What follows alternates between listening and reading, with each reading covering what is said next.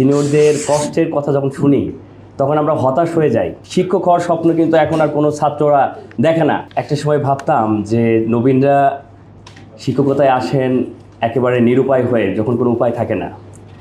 কিন্তু আজকের চিত্রটা টোটালি উল্টা, কারণ আমরা এখন বিসিএসের মতো একটা কঠিন ধাপ পার করে আজকে আমরা এই শিক্ষকতা পেশায় যখন পদার্পণ করার পরে যখন সিনিয়রদের গ্লানি, সিনিয়রদের কষ্টের কথা যখন শুনি তখন আমরা হতাশ হয়ে যাই যে আদৌ কি আমাদের এখানে থাকা সম্ভব, নাকি আমরা আমাদের লাইফ মোড চেঞ্জ করে নেব।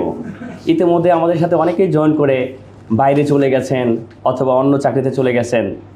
আমার প্রশ্ন এটাই যে কেন এমন হবে?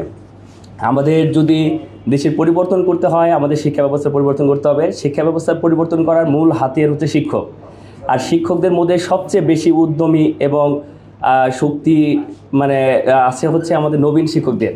সেই নবীন শিক্ষকরা যদি প্রাণোন্দিতভাবে, উচ্ছ্বাসিতভাবে, আনন্দ সহিত যদি শিক্ষাদান না করেন, তাহলে আমার মনে হয় না শিক্ষা ব্যবস্থা খুব বেশি উন্নতির দিকে যাবে। বসুন্ধরা টিস্যু অশুদ্ধতার বিরুদ্ধে এক বিন্দুও ছাড় নয়। তো এই কারণে আমাদের যে আজকের প্রধান দাবি, এক দাবি যে নবম গ্রেড ধরে 4 স্তরে পদসোপান, এইটার মাধ্যমে কেবলমাত্র এই শিক্ষক জাতির মঙ্গল এবং শিক্ষক জাতির মুক্তি সম্ভব এবং আমাদের স্বপ্ন বাস্তবায়িত হবে। আমরাও ইনশাল্লাহ জাতির সন্তানদের নিয়ে স্বপ্ন বাস্তবায়নের পথে মূল হাতিয়ার হিসেবে কাজ করতে পারবো।